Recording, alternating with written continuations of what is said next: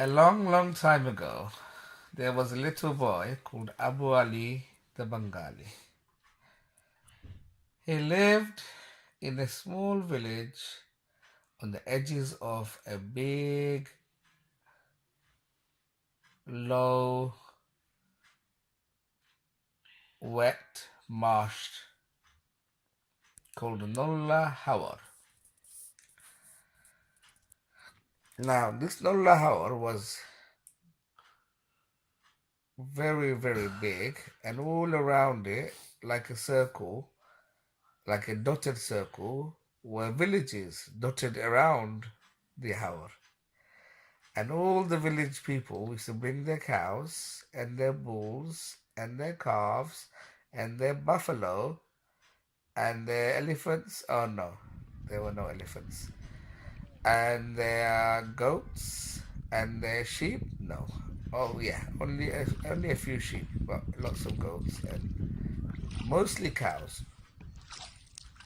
No horses and no elephants.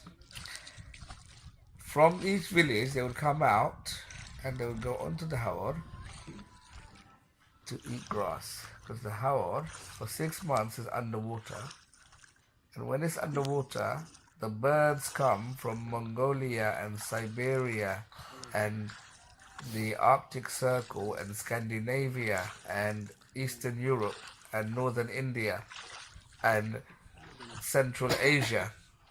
They fly south in the winter to this place because when this Hawar goes underwater, fish come and they lay their eggs. Well, they don't lay their eggs, but the eggs kind of hatch. And loads of baby fish, they find lots of food and then they grow big. And these birds come and eat them up. But when it's the dry season, lots of grass grows. And that's when those people bring their cows so that the cows can eat the grass and grow fat and give milk. And then when it's time for Eid, they will eat the cow. They don't eat all the cows. They'll pick the biggest cow or the biggest bull or the biggest ox or the biggest buffalo or the biggest goat. Did I mention that there were no elephants? You can respond if you want to. So there were no elephants. In any case, the people of that land, called Bangladesh, because Abu Ali was a Bengali, they didn't like to eat elephant. They thought that it would taste grey and wrinkly. So Abu Ali is 7 years old and he goes to school, the local school. The schoolhouse is not made of bricks, it's made of bamboo pillars with tin walls and a tin roof, and they have wooden benches for the children to sit on, and they have slate with a wooden frame that they write on using clay pencils. They're like chalk, but instead of writing in a kind of a white color, the clay pencils writes in a kind of like a grey color. And as you write, the pencil gets smaller and smaller and smaller until it's too small to hold, and you have to buy a new one. And you don't have to sharpen it because there's no wooden bit on the outside. You know the bit that's in the middle? It's like the whole thing is like that. But it's not made of graphite, it's made of, well, mud. Clay. The Bengalis call it matir pencil. And they call the normal pencil cut pencil because wood is cut. Cut pencil. And the one made of clay, they call it matir pencil. And they write on a kind of stone called slate that's flat and hard. And they carry them a bit like we carry whiteboards nowadays, quite light and small, and sort of like a bit bigger than an A4 size paper. And then they rub it out, and then they write again. Rub it out, write again. Once the teacher has seen it. Now, on the days that the school is closed, and I think that's Friday and Saturday, and half day on Thursday, Abu Ali the Bangaali, he will come home from school um, on a Thursday when it's half day, so there's like after lunchtime they come home, and then he'll walk along sort of like mud with bare feet. They didn't wear shoes in those days. In his school uniform, which isn't really a uniform, they didn't have a uniform in those days, but they would have to wear like a short pants and a shirt, and they would carry their books in their hands. I don't think they'd invented school bags in that country yet, or they'd heard of them yet. And he'd walk along the kind of like rough grass path until he goes up onto a little hill, has shops on it, and he might buy a sweet. When I say buy, Abu Ali had a special deal. There was a shopkeeper there called Mahmoud Ali. If he goes to that shop, he will give him sweets and for free. When I say free, it wasn't really free. He will write down how many sweets Abu Ali takes, and when his dad or his uncle comes, then he will get the money from them. But it's free at the point of eating. When Abu Ali wants the sweets from Mahmoud Ali's shop, he doesn't have to pay.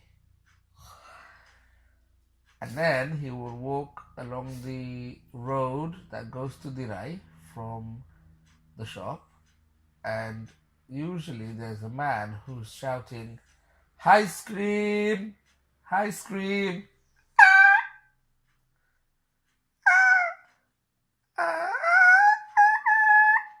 Ice cream!" No scream. No scream. No, ice cream. What he means is ice cream. Except he doesn't actually mean ice cream, he means ice lollies. Hurry up, ice lollies. And it's basically a wooden stick with some ice on the end. And the ice would have some, the water that they used to make the ice would be mixed with some sugar, so it would taste sweet. So it would cost 1 taka if it's mixed with a little bit of milk and sugar, half a taka if it's just water and sugar, and a quarter of a taka if the water and sugar has got bits of paper in it that make it taste a bit blech. So Abu Ali would buy one ice cream, and then he would lick and crunch the ice cream as he walks the rest of the way home. Then he would eat something. They called it tiffin in those days. Tiffin means lunch. And then he would want to go to the Nolla Haor to become a cowherd. Well, he's not really a full-time cowherd because Abu Ali's dad hires a full-time cowherd who in the morning, before the sun's up, takes the cows across the river by swimming across the river to the Nolla Haor to eat grass all day. And the cowherd stays with the cows to make sure that the cows don't go into where people are growing rice and eat their rice. Because if the cow goes into somebody's paddy field and eats the rice, that owner of the paddy field might arrest the cow and take it to a cow prison. Then the owner of the cow will have to go and pay a fine and get the cow out of the cow prison. And then next day, if he does it again, then the same thing will happen. So then the cowherd has to stop the cow from eating the rice plants, but it's allowed to eat all the weeds and the grass in the big wetland Haor. So when Abu Ali comes home from school on a Thursday, he eats his lunch and then he changes his school clothes and he puts on his cowherding clothes. He crosses the river either by a boat or across a bamboo bridge or by swimming across because he's 7 and he can swim. And then he goes and finds the cow herd and his dad's cows, and they had three buffaloes: a daddy buffalo, a mommy buffalo, and a baby buffalo. And the buffalo, they get hot very easily, and they like to go and um, not jump up and down in muddy puddles like Peppa Pig, but they wallow. You know what wallow means? They kind of lie down or sit down, and they kind of sway a bit left and a bit right, move their legs a bit. And when the mud goes on their skin, because it's wet, it keeps them cool or cools them down from the hot sun going on them.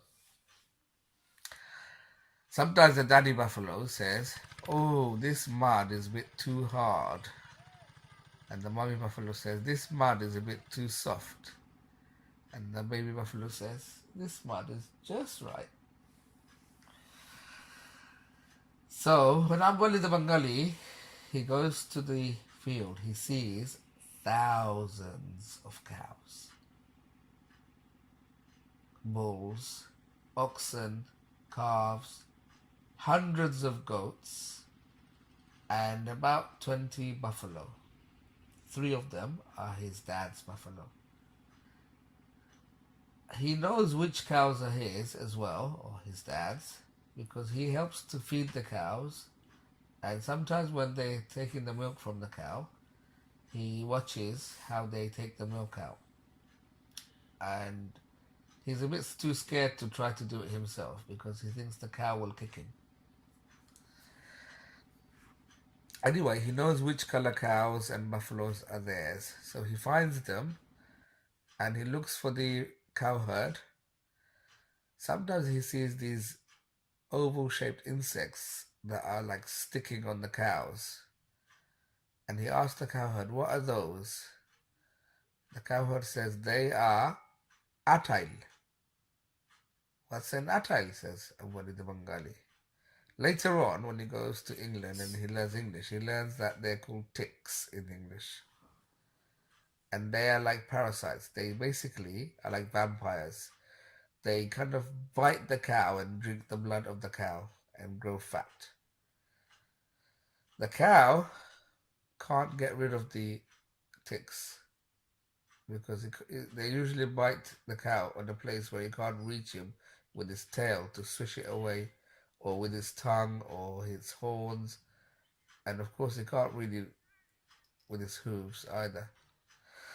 So the cow has two defenses. One is called the, what's that kind of bird? Is it called a tick bird? It's the tick bird. It flies to this place from wherever it normally lives in the winter, and it comes and sits on the cow and it eats these ticks. And then the cow feels better because its tick is not sucking its blood anymore. But where the tick was, it still bleeds until there's a scab forming on it. The cow's other defense is called Abu Ali the Bangaali. Because if he sees a tick on the cow, he can't stand it. He has to go up and pull the tick away, and then he will use a stick to bash the tick and kill it. So there are two tick killers on the Haor. The tick birds and the tick boy. The tick sometimes also go in the buffalo. Sometimes when the buffalo are wallowing in the mud, the tick can't breathe, so it dies.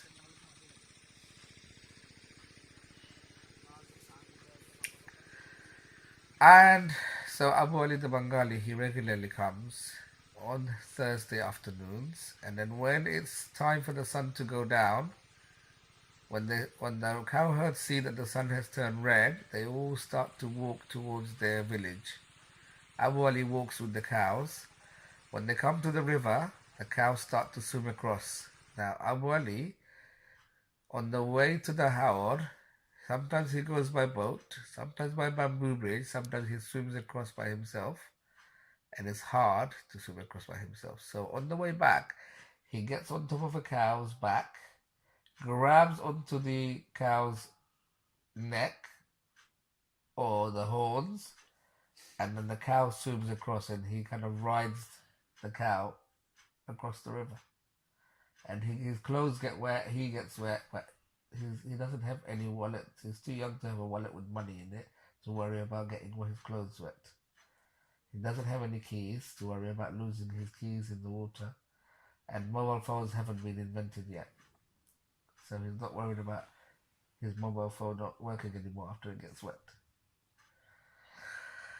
And when he gets to the other side, he slides down from the cow's back and goes home, changes his clothes, washes his feet, puts on his sandals.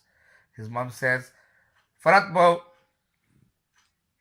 So he has to get his book out and read Doi, doi, bhalo doi, doyala. Or Amar Shunar Bangla. আমি তোমায় ভালোবাসি ও মৌমাছি মৌমাছি কোথায় যাও নাচি নাচি দাঁড়াও না একবার ভাই ওর হাত চিমা টিম টিম তারা মাঠে পারে টিম তারার কারা দুটো শিং তারা হাত টিমা টিম টিম ও his favorite ওই দেখা যায় তাল গাছ ওই আমাদের গাঁও ওইখানেতে বাস করে খানা বগের চাও etc. ও কমলা লেবু কমলা লেবু কমলা লেবুর বিয়ে etc. ও পালের নাও পান খাইয়া যাও ও আজ ঈদ মদিনার ঘরে ঘরে আনন্দ ও হবিগঞ্জের জালালি কইতো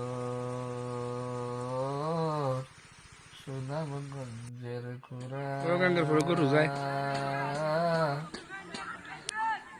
সুরমা নদীর গান ছিল আমি